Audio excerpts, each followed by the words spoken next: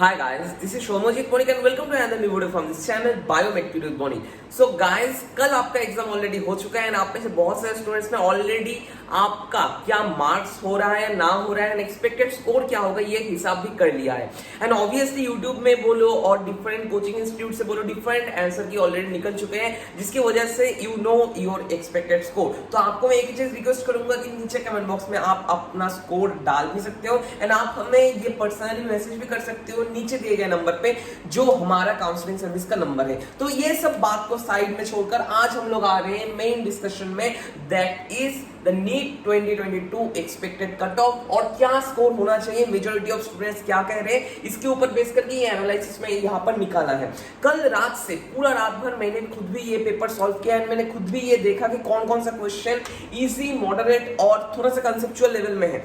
इस साल का जो पेपर था वो पेपर में एक तरह से कह सकते हो थोड़ा सा इजी ही था। हाँ, बायो का जो सेगमेंट था स्पेशली जूलॉजी बॉटनी वाला सेगमेंट, दैट वाज हार्ड नहीं कहूंगा लेकिन थोड़ा सा लेंथी था। बहुत सारे स्टूडेंट्स ने कहा कि बायोलॉजी जूलॉजी बॉटनी सेक्शन में उनका जो बहुत सारा टाइम कंज्यूम हो गया, लेकिन कंसिक्वेंट वे में कि केमिस्ट्री में जो section A and section B था वहां पर क्वेश्चन थोड़ा सा इजी था, फिजिक्स में भी थोड़ा सा इजी हम लोग कह सकते हैं एंड टोटल क्वेश्चन पेपर को हम लोग 3 लेवल पे डिवाइड कर सकते हैं। One is the easy level, moderate to hard level and conceptual level. कुछ क्वेश्चंस ऐसे थे जो मॉडरेट एंड हार्ड भी नहीं थे, अगर आपका कंसेप्ट क्लियर है तभी आप लोग ये सॉल्व कर सकते थे। ऐसे भी बहुत सारे क्वेश्चन इस साल देखा गया है। तो पहले आते हैं हम लोग फिजिक्स को लेकर, उसके बाद केमिस्ट्री को लेकर, उसके बाद बायोलॉजी को लेकर डिस्कस करेंगे। हाँ, ऑब्वियसली पिछले साल भी बहुत सारे जो एक्सपेक्टेड कट ऑफ बताने के बाद बहुत सारे लोग गाली दे चुके थे मुझे, तो इस साल भी वो होगा या नहीं होगा, लेट्स सी। एंड यहाँ पर मैं और कुछ पॉइंट्स ऐड करना चाहता हूँ कि एक जो एग्जाम होता है, एग्जाम में कट ऑफ किन किन फैक्टर्स के ऊपर डिपेंड करता है। फर्स्ट जो फैक्टर होता है वो होता है total number of students and total number of students का प्रिपरेशन। समझे नहीं, मैं धीरे धीरे बता रहा हूं। प्रिपरेशन ऐसे कुछ पॉइंट्स के ऊपर बेस करता है कि जो लोग 3 साल 4 साल से एग्जाम दे रहे हैं उनका एक्सपीरियंस थोड़ा सा तो इंक्रीज होगा ही होगा कंपैरेटिव टू न्यू कमर्स। तो ऑब्वियसली उनका थोड़ा सा एडवांटेज रहता है क्योंकि वो बहुत सारे टाइम बहुत बार बहुत कुछ प्रैक्टिस कर चुके थे। नीट जेई में इसका प्रीवियस ईयर क्वेश्चन, नीट का प्रीवियस ईयर क्वेश्चन, ये उनको थोड़ा सा एडवांटेज यहाँ पर मिल सकते हैं अगर स्टूडेंट सिंसियर हो। एंड बहुत से स्टूडेंट्स ऐसे भी होते हैं कि उतना कुछ प्रिपरेशन नहीं करके जाते हैं एंड वो लोग कहते हैं पेपर हार्ड आया है, पेपर हार्ड आया है। लेकिन अगर कोई डेडिकेटेड स्टूडेंट कोई क्वेश्चन पेपर अटेंड करता है तो उनका क्या होना चाहिए, उनका क्या स्टैंडर्ड मार्क्स होना चाहिए, इसके ऊपर जनरली कट ऑफ डिसाइड होता है आज के इस दिन में। क्योंकि आज आप लोग सभी लोग जानते हो कि ज्यादातर स्टूडेंट्स, मेजोरिटी ऑफ स्टूडेंट्स बहुत सारे कोचिंग इंस्टीट्यूट में पढ़ते हैं, घर पे ऑनलाइन कोचिंग लेते हैं एंड ऑब्वियसली उनका प्रिपरेशन लेवल ऐसे ही बहुत हाई ही होता है। तो इसलिए मैं स्टैंडर्डाइजेशन के ऊपर बेस करके बता रहा हूँ। ऐसा नहीं कि कोई स्टूडेंट ड्रॉप देकर भी पढ़ नहीं रहा है, उसके बेसिस पे मैं ये क्वेश्चन पेपर एनालिसिस कर रहा हूँ, ठीक है। एंड सेकेंड जो चीज कट ऑफ डिपेंड होगा that is the number of medical seats. कोई एक स्टेट में और ऑल इंडिया में जितने मेडिकल कॉलेजेस ने ओपन हो रहे हैं उसके हिसाब से एक्सपेक्टेड कट ऑफ घट सकता है एंड अगर कोई प्राइवेट मेडिकल कॉलेज भी बंद हो रहा है तो उसके हिसाब से कट ऑफ इंक्रीज भी हो सकता है, जो हम लोग कंसिक्वेंटली बाद के वीडियोस में देखेंगे। एंड ऑब्वियसली थर्ड जो इंपॉर्टेंट पॉइंट हम लोग देखते हैं कि length of the question paper, मतलब यहाँ पर बायो का क्वेश्चन पेपर जो है वो बहुत ही लेंदी आया था। तो अगर किसी स्टूडेंट का बायो में 1 आवर और 1 आवर 30 मिनट्स इन्वेस्ट हो जाता है तो उसको ऑलरेडी केमिस्ट्री एंड फिजिक्स में टाइम थोड़ा कम मिलेगा। And as we are biology students तो हम लोग पहले बायो को ही इंपॉर्टेंस देते हैं, उसके बाद केमिस्ट्री, उसके बाद फिजिक्स। तो बायो में अगर ज्यादा टाइम कंज्यूम हो जाता है तो क्या होगा, केमिस्ट्री एंड जो फिजिक्स से जितना भी इजी क्वेश्चन आ जाए हम लोग ये अटेंड ठीक ठाक से नहीं कर सकते क्योंकि वहां पर पीयर प्रेशर और एग्जामिनेशन हॉल टेंशन ऑलरेडी चलता ही है हमारे दिमाग में। तो ये सब फैक्टर्स के ऊपर बेस करके ही हम लोग एक्सपेक्टेड कट ऑफ को एक्सपेक्ट कर सकते हैं। तो पहले हम लोग आते हैं फिजिक्स के डिस्कशन में। फिजिक्स के डिस्कशन में हमें जो 2 सेगमेंट्स को डिवाइड करना होगा, that is section 1 and section 2। तो सेक्शन 1 में जो ज्यादातर क्वेश्चंस थे वो थे क्या लेवल के, इजी लेवल के। हाँ, बहुत सारे स्टूडेंट से मेरा बात हुआ, उन्होंने कहा कि इजी लेवल का ही क्वेश्चन आया था। एंड फिजिक्स का सेक्शन में इजी क्वेश्चन, सेक्शन 1 में इजी जो क्वेश्चंस थे वो मुझे लगा out of 28 questions were easy and moderate to थोड़ा हार्ड लेवल का क्वेश्चन था 35 में से 7। तो 7 questions from 35 question in section है, ये थोड़ा सा मॉडरेट लेवल का क्वेश्चन था। सेक्शन बी में और सेक्शन 2 में इजी लेवल का क्वेश्चन था 15 में 8 क्वेश्चंस 15 में से 8 क्वेश्चंस इजी थे एंड कॉन्सिक्वेंट वे में कंसेप्चुअल, देखो हार्ड भी नहीं है, कंसेप्चुअल क्वेश्चंस थे 15 में से 7। तो ये था फिजिक्स का एनालिसिस। तो ऑलरेडी मैंने फिजिक्स का आपको बता दिया है यहाँ पर कि इजी, मॉडरेट और इजी एंड कंसेप्चुअल लेवल में कितना आया था क्वेश्चन। तो अब आपको लगेगा कि भैया फिजिक्स में अगर ये होता है तो एवरेज स्टूडेंट्स कितना क्वेश्चन अटेंड कर सकते हैं। तो मुझे लगता है एवरेज स्टूडेंट्स, जो स्टूडेंट्स कोचिंग में पढ़ते थे, जो स्टूडेंट्स कोचिंग में ऑलरेडी अच्छा खासा मार्क्स स्कोर कर रहे थे, जो स्टूडेंट्स ऑनलाइन कोचिंग भी ले रहे थे, उन स्टूडेंट्स का लगभग 35 क्वेश्चंस करेक्ट होना चाहिए अगर आप लोग सिली मिस्टेक ना करो, क्योंकि 35 क्वेश्चंस वो लोग इजीली कर सकते हैं। एंड जो स्टूडेंट्स और भी हार्ड वर्किंग थे और भी डेडिकेटेड थे, उनका 40 क्वेश्चंस सही होना भी कोई दुविधा की बात नहीं है। 40 क्वेश्चन सही होना भी कोई डाउटफुल चीज नहीं है, ठीक है। तो 35 क्वेश्चंस हम लोग यहाँ पर बेस वैल्यू लेकर चलेंगे, क्योंकि 35 क्वेश्चंस एक एवरेज स्टूडेंट का, मतलब जिनका प्रिपरेशन स्टैंडर्ड था, वो स्टूडेंट 35 क्वेश्चंस आसानी से यहाँ पर कर सकते हैं। अब आते हैं केमिस्ट्री में। केमिस्ट्री में सेक्शन ए में इजी क्वेश्चंस थे 25, आप समझ सकते हो 25 क्वेश्चंस इजी थे। मॉडरेट क्वेश्चन थे 10 आउट ऑफ 35 सेक्शन ए में। सेक्शन बी में और सेक्शन 2 में इजी क्वेश्चंस थे 8 एंड कंसेप्चुअल क्वेश्चन थे 7। ये चीज आपको समझना पड़ेगा।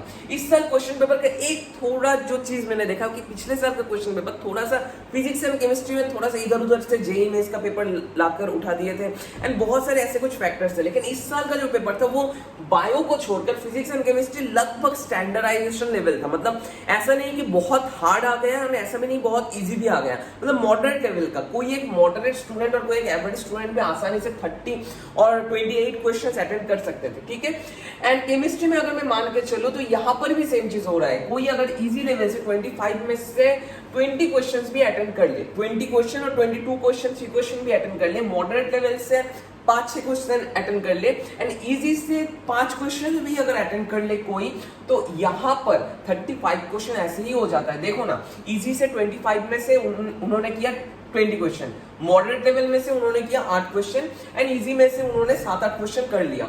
तो ऑब्वियसली यहाँ पर 35 क्वेश्चंस भी यहाँ पर हमें बेस वैल्यू लेकर चलना पड़ेगा, क्योंकि क्वेश्चन उतना हार्ड नहीं था केमिस्ट्री का। जो मैंने पिछले बार ही बता दिया कि पिछले साल से इस साल का क्वेश्चन थोड़ा सा सॉफ्ट आया था in case of physics and chemistry, ठीक है। तो बेस वैल्यू एंड अगर कोई एम्स और टॉप जीएमसी में जाना चाहता है एंड जिनका प्रिपरेशन बहुत हार्ड है, मतलब कंसिस्टेंट जिनका प्रिपरेशन था, उनका 40 to 42 क्वेश्चंस अटेंड करना भी कोई ताज्जुब का बात नहीं है, क्योंकि 160 स्कोर यहाँ पर ऐसे ही हो जा रहा है। बाद में हम लोग स्कोर को लेकर डिसाइड करेंगे, अब हम लोग नंबर को लेकर डिसाइड कर रहे हैं कि कितना कौन सा स्टूडेंट कितना स्कोर कर सकते हैं, कितना क्वेश्चन वो अटेंड कर सकते हैं। इसके बाद आते हैं हम लोग बायो के ऊपर। बायो में जूलॉजी एंड बॉटनी सेगमेंट में अगर आप लोग देखते हो गौर से तो देख पाओगे assertion, reason and statement based question थे 30। तो यहाँ पर नेगेटिव पॉइंट यही एक था कि 30 question assertion, reason and statement से आए, तो यहाँ पर बहुत से स्टूडेंट्स का नेगेटिव मार्किंग चला जा सकता है। लेकिन 30 में से यहाँ पर मैं मान रहा हूँ कि 20 question 15 to 20 question easy level के थे एंड 10 क्वेश्चन हार्ड हो सकते थे एंड बाकी जो क्वेश्चंस थे वो लगभग इजी एंड मॉडरेट लेवल का था, जिनका प्रैक्टिस बहुत अच्छा था। जो लोग प्रीवियस ईयर्स क्वेश्चन करे थे उनके लिए ज्यादा कुछ दुविधा का बात नहीं होगा। एंड यहाँ पर और एक नेगेटिव पॉइंट है कि असर्शन, रीजन एंड स्टेटमेंट का जो क्वेश्चन है वो एनसीईआरटी से लाइन बाय लाइन आया था। तो जो लोग एनसीईआरटी अच्छे से कर चुके थे उनके लिए ये एडवांटेजियस पॉइंट था, लेकिन जो लोग नहीं किए तो उनके लिए डिसएडवांटेजियस पॉइंट था, ठीक है। तो यहाँ पर मैं मान के चल रहा हूँ कि कोई एक एवरेज स्टूडेंट 60 क्वेश्चन कर सकता था। जैसे मेरे टाइम पे ही 2019 में 60 क्वेश्चन मैंने आसानी से कर लिया था, उसके बाद 10-15 क्वेश्चन में करने में थोड़ा सा टाइम लगा था। तो कोई एक एवरेज स्टूडेंट 60 क्वेश्चन आसानी से कर सकता है, लेकिन जिनका प्रैक्टिस अच्छा होगा और जो लोग इस साल मेडिकल कॉलेज में जाओगे और गवर्नमेंट मेडिकल कॉलेज में जाओगे, उन्होंने ऑलरेडी 20 क्वेश्चन आसानी से कर सकते हैं, क्योंकि उनका प्रैक्टिस लेवल, प्रिपरेशन लेवल ही ऐसा होता है कि 30 में से 20 क्वेश्चन वो लोग आसानी से कर सकते हैं।